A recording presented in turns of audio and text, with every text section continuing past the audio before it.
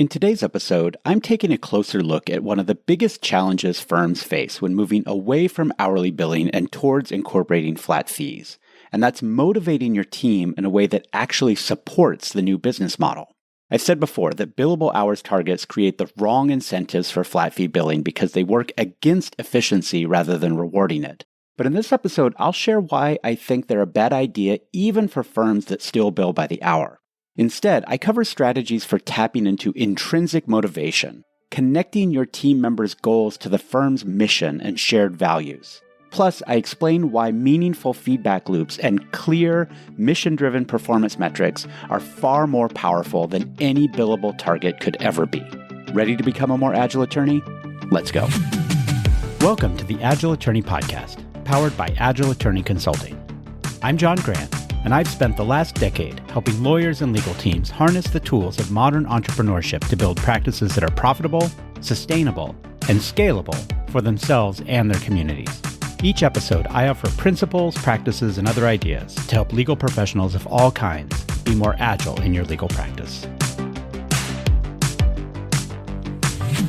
Hey there, welcome back to the podcast. So this week, I'm going to close the loop on a few things that I've been talking about around flat fees and the transition from hourly to flat fee.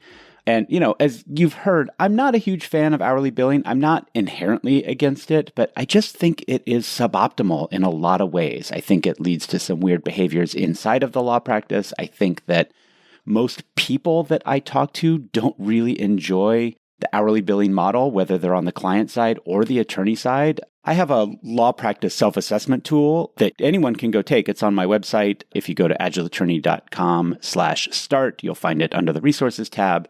That's not necessarily to plug that, but one of the questions that's in that assessment is what's your billing model? And then how do you feel about flat fee billing? And it kind of rates it on a scale of 1 to 5, from 5 being, yeah, this is great, I love it, and 0 being, oh my gosh, I want to burn it down with passion.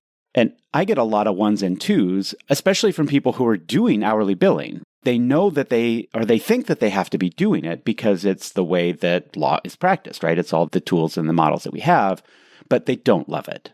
And then for the most part, clients don't love it either. And it depends on the client. If you are the kind of attorney that works with sophisticated institutional clients, or you've got long-term clients and they've worked with you in an hourly way for a long time, switching them to flat fee might not be a great idea because they're used to it and they've kind of gotten used to the steps of the dance and you've built up whatever trust you can build up, et cetera, et cetera. So again, I'm not saying that this is a one-size-fits-all switch, but for most lawyers, especially those that are practicing in people law sectors, but I think even those that are doing business law, I think there's just a lot of opportunity here to reinvent how we deliver legal services.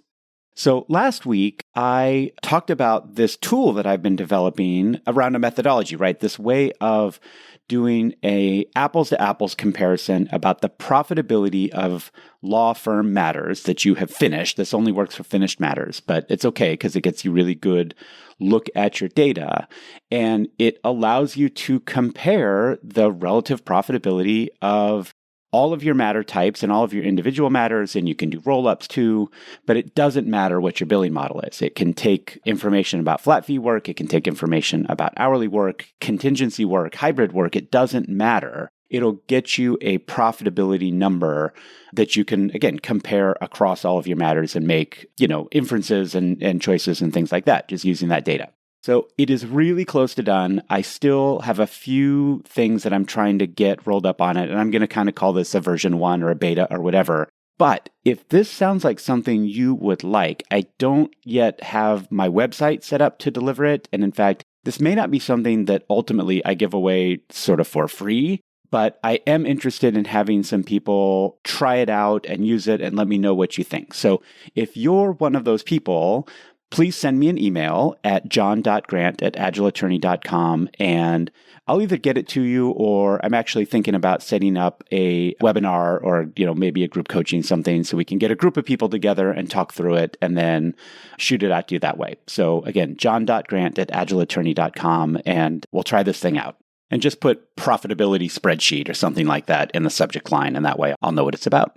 So this week, I want to go back to something I teased at the end of the last episode. This is a question that I got from 2 episodes ago when I was talking about how one of the anti-patterns around firms that are transitioning to flat fee, either their entire practice or even just parts of their practice, that one of the killers of profitability under a flat fee model is a team that's working with hourly billing targets. And that might be hourly billing targets that are just a baseline expectation about the performance of people inside of your firm. That might be hourly targets that are part of an incentive compensation structure. It doesn't matter. If you're incentivizing people to increase their efforts on a business model that rewards efficiency, then you're working against yourself. It's just not going to work well. Those of you that practice contingency law, you've figured this out already, right? If you are under a contingency model, efficiency is very much your friend, right? You're trying to deliver a high quality outcome. You obviously need to do all of the work that needs to be done for the matter in order to optimize your client's recovery and do all the things that need to happen. But you need to do it in a really intentional way because every additional hour that you or your team puts into the matter is ultimately taking away from the profitability. And flat fee works exactly the same way. So the question is, if we're taking away billable hours targets, or at least maybe reducing their importance, right? This doesn't have to be a wholesale approach. We can sort of phase something out and phase something in, and that way we're doing it a little bit more intentionally. But what do we replace it with? Where do we go when this tool that is so common in the management of law firms isn't available anymore? Before I talk about replacements, though, I'm going to make a quick case about why I actually think that billable hours targets are a terrible idea, even if you're billing hourly. And that's probably a little counterintuitive, but there is some social science and some brain research around human behaviors that bears this out. And I'm going to go all the way back to a book that's been around a while now, but it's a really good one. And if you are managing a team of people and you have any influence at all over compensation structures and bonuses and incentives, I highly recommend you read this book. And it is Drive by Daniel Pink. And the subtitle for Drive is The Surprising Truth About What Motivates Us. And there's a story that Dan Pink tells, and I haven't revisited this book, so I'm going a little bit off of a hazy memory here.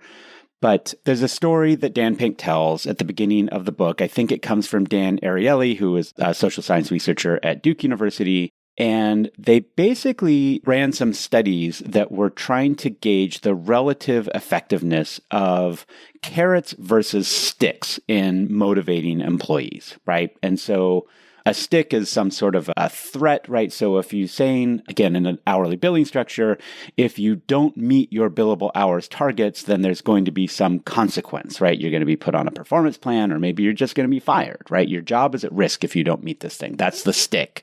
The carrot is you're going to get some sort of bonus, right? So if you do what I'm asking you to do, I'm going to reward that behavior. This is the incentive comp structure where maybe your baseline salary is safe no matter what, or maybe there's a billable hour minimum that you're fine as long as you get over it and it's well within the range of what's achievable. But if you get over a certain number of hours, then you're going to get a bonus in a certain way. And so that's the carrot.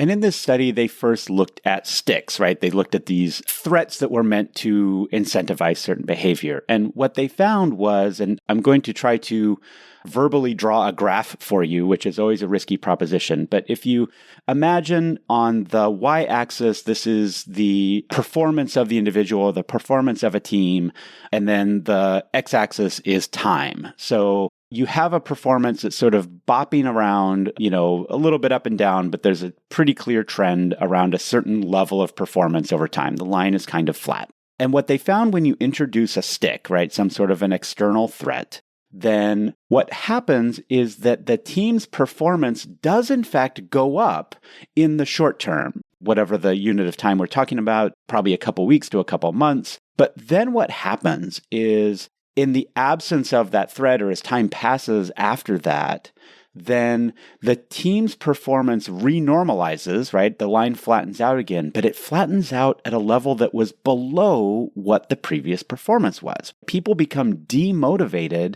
in the presence of management that is this sort of threatening style management structure.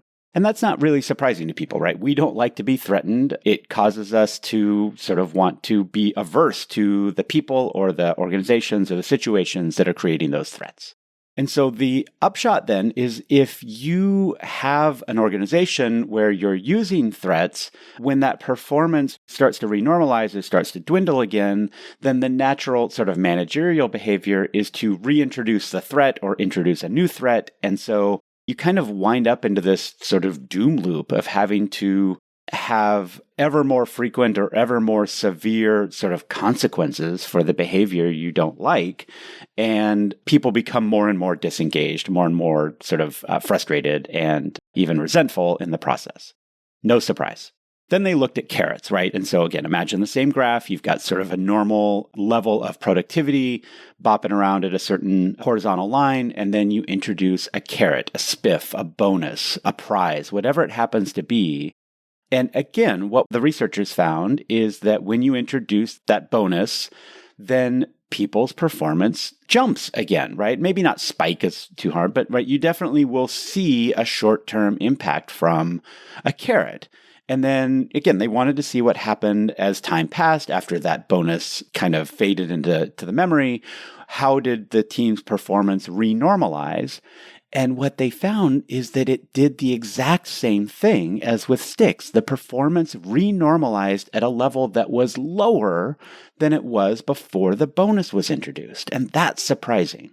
And it generated a very similar managerial pattern where you have to keep reintroducing more frequent or more impactful bonuses to maintain that same level of engagement. And so now you're spending a lot of time and energy and probably money doing these things. And, maybe an organization is going to alternate carrots and sticks. Maybe they're going to use both in different situations, right? There's any number of ways to mix and match this. But the question that came out of the study is wow, this is surprising. We thought that carrots would be better than sticks. Why aren't they? What do carrots and sticks both have in common? And the answer is they're both extrinsic motivators. They're both things that are introduced sort of from outside of the person's core values, core beliefs, core impressions of what their job is all about. And so, they respond to the external stimuli, but eventually they're going to, again, renormalize based on things that are kind of internal to them. And so the rest of the book, again, I highly encourage you to read it. It's a very engaging read, and it changed the way I think about a lot of things, is that the better way to motivate employees is to find things that are going to be intrinsically motivating to the members of your team, as opposed to having to constantly come up with extrinsic motivators, whether they're threats or whether they're bonuses. Okay, so how do we do that? How do we find things that are going to be intrinsically motivated to people on our team where, especially if you have a lot of folks on your team, it can be kind of hard to find that common thread? And this, to me, comes back to the importance of having a strong mission and a strong set of values for your practice. And I haven't done a deep dive episode on this. I actually mentioned it really briefly in episode 1, if you go all the way back to the beginning of this iteration of the podcast. But I have a framework that I work with that there are really just 4 high-level domains of activity in a law practice. And at the top layer is the mission layer, and that could be mission, vision, values, if we expand it out a little bit. But I think it's really important that you have something that captures what this law practice is for. What is its purpose in the world? And this is something I should probably address in a future episode, ideas around how to write good mission statements. I talked a little bit about my own in episode 21, right? And I think, as I say in the top of the show, my mission is to help lawyers and legal professionals harness the tools of modern entrepreneurship to build practices that are profitable, sustainable, and scalable for themselves and the communities they serve. And I've been really intentional about that mission because it, number one, helps drive my decision-making about what I do inside of my practice. It helps inspire people that I work with. It actually, even some of my independent contractors, I share with them and they like it. It is motivating to them. And then it's also obviously attractive, I hope, to the clients that I have, the customers that I have. It also is something that allows me to structure goals that are built from that mission. So, right, I can say my goal is to help lawyers harness tools of modern entrepreneurship. right? I can do a goal based on the number of lawyers I help. And that's something that is, number one, very consistent with my mission. And number two, is ultimately going to lead to revenue for my business, right? So I can create a situation where I ultimately, and I don't have a big team, right? I'm very small for now, but as I grow and as I even motivate myself, I am trying to set up something of a volume-based goal, right? I have to help them in a quality way as well, but I still can do things that don't have to do with the effort that I expend or the people on my team expend, but have to do with the outcomes we achieve. And the outcomes we achieve are consistent with the mission.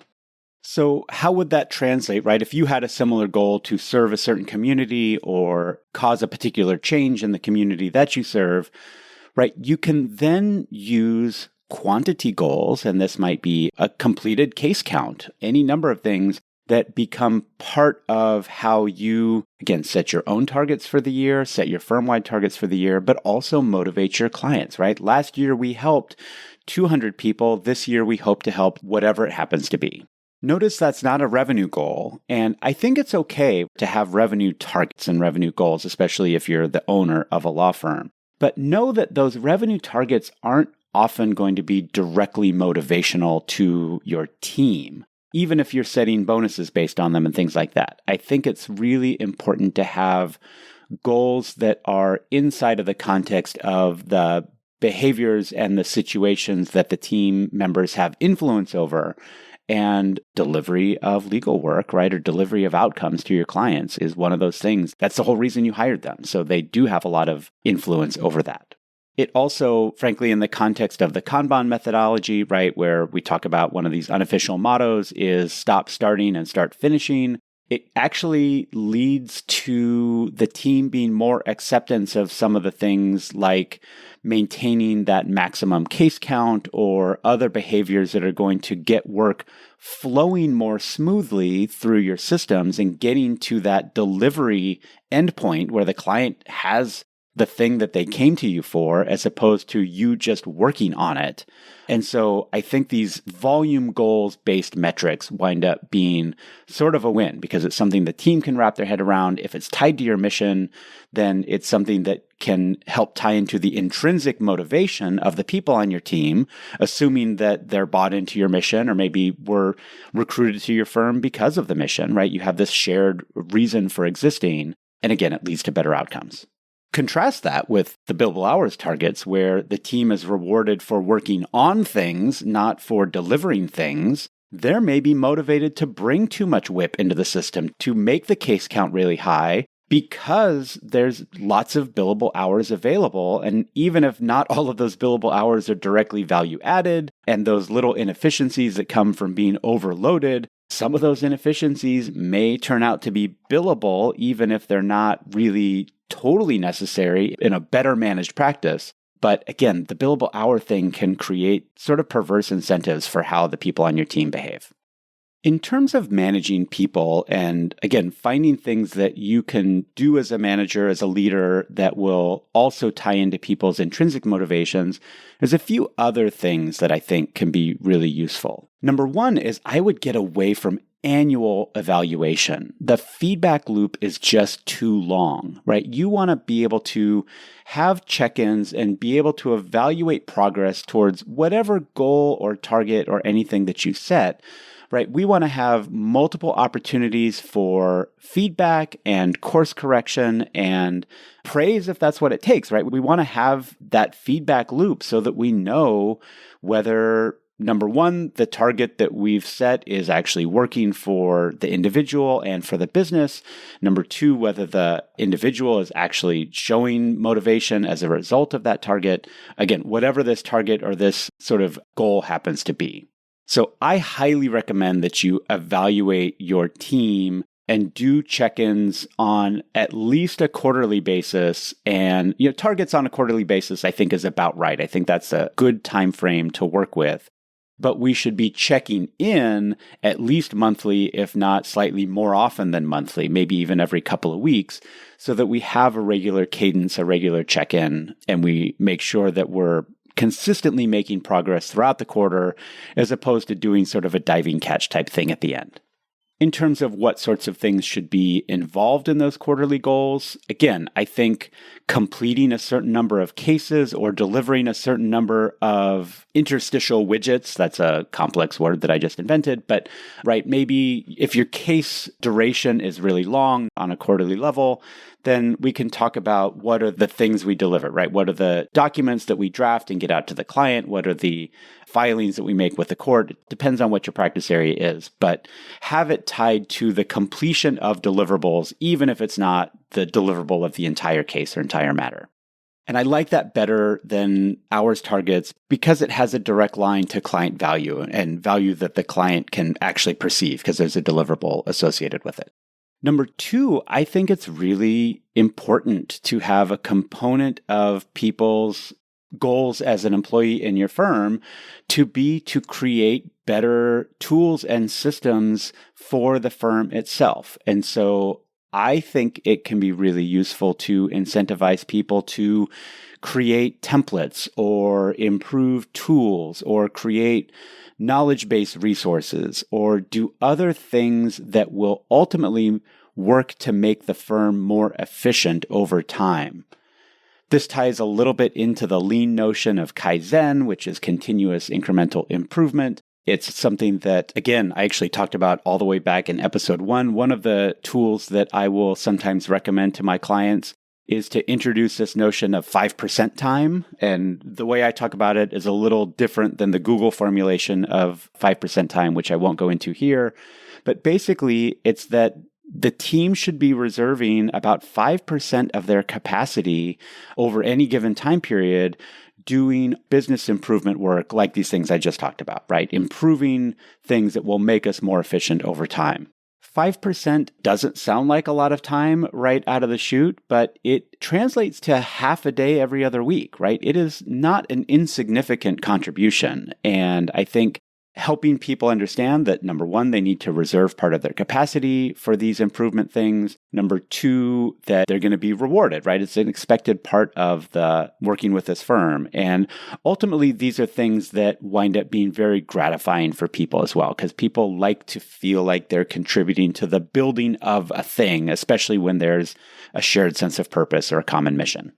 Related to that, but slightly different, is I think it's really important to incentivize personal growth and personal sort of expansion of skills and knowledge and capabilities. And so a lot of my clients that I've been working with for a while will have goals, especially for their newer lawyers, although I think growth is something that is important, across the life cycle of a career to get better at a certain practice area, attend a conference, attend a CLE, read a treatise, whatever it happens to be, but then also tie that back to something that is sort of a tangible deliverable, right? Just attending the CLE doesn't actually create an outcome, but maybe saying, okay, I've attended the CLE and out of that CLE, I've written a knowledge base article for the firm, or I've done something else that creates a shared asset, not just an individual knowledge, although you will certainly create individual knowledge in the process.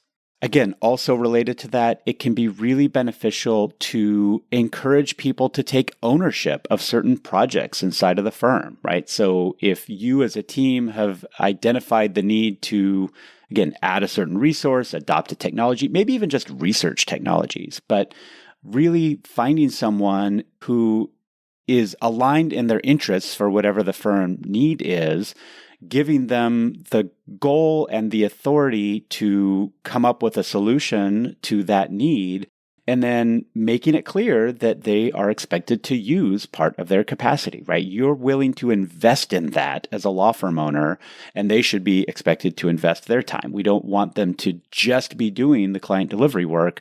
We want to be doing some on the business work as well.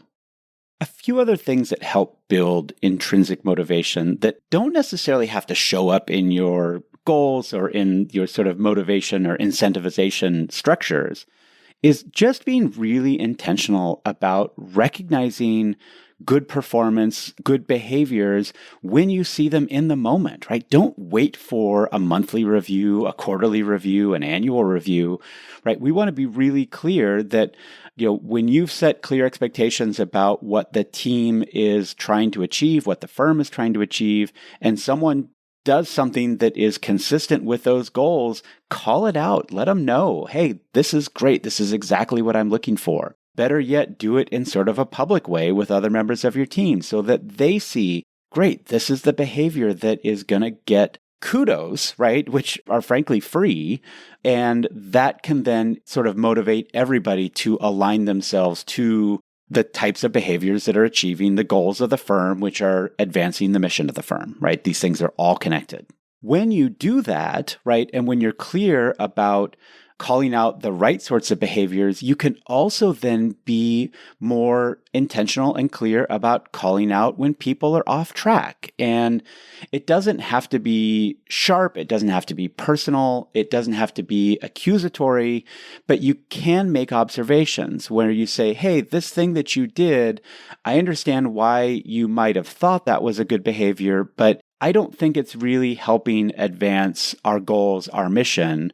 And then maybe even give them an opportunity to let you know if they disagree, right? It can be a discussion, but engaging people in that way, right? Even if the behavior, the performance is suboptimal, by tying it to the mission and the goals of the firm, it allows you to have an adult conversation about it. Maybe they're seeing something you don't, and that's great. Either way, one of you is going to learn. And that is engaging. That is something that helps build intrinsic motivation and sort of intrinsic dedication to the firm because you are treating people as grown adults that are able to think about and evaluate and behave in accordance to your mission and goals or the team's mission and goals, and then have these sort of intelligent discussions around it.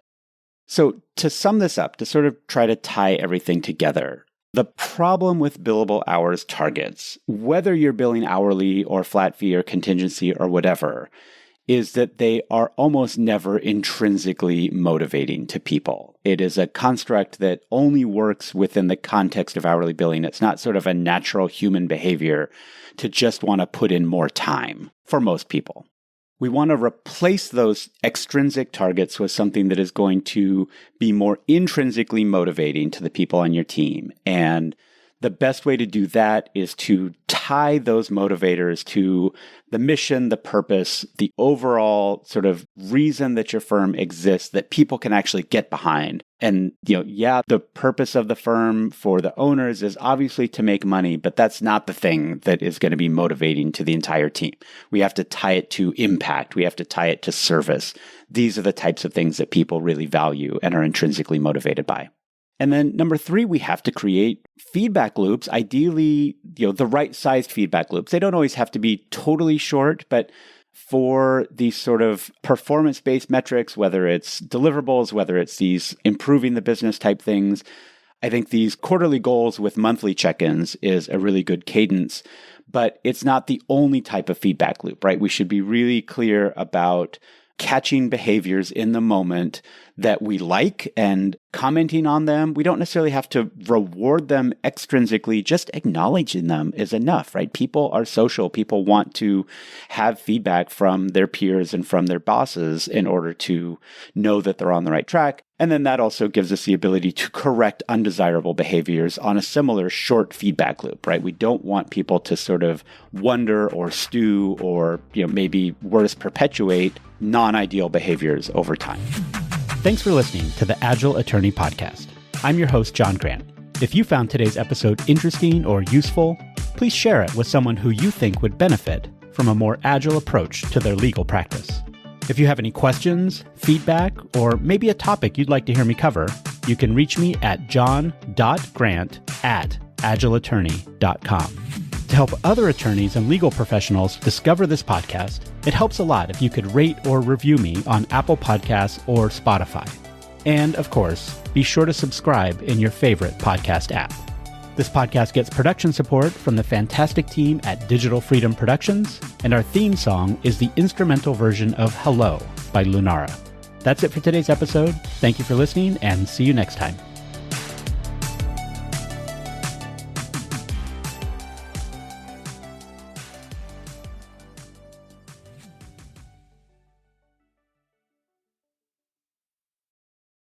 Hey there, I want to make sure you know about a free resource that I've made available for law firm owners and legal team managers, and that's my Agile Attorney Law Firm Policy Template, which you can download at agileattorney.com/start. One of the core practices of Agile improvement methods is to make policies explicit. Doing that is key to improving the quality and consistency of the work product coming out of your law practice. But a lot of the templates you get from your bar or the big legal research services tend to be wooden. They might capture the checklist items, but they don't really engage people around why doing things a particular way is important. My policy template helps you capture the purpose and the context of the policy, so that you're using the policy to make your team smarter and more engaged, and not just giving them a recipe to blindly follow. Along with the policy template, I've got a bunch of completed policies in my policy library that you can use or adapt to fit the needs of your particular practice. Just go to agileattorney.com/start and look for the Law Firm Policy Template and Library.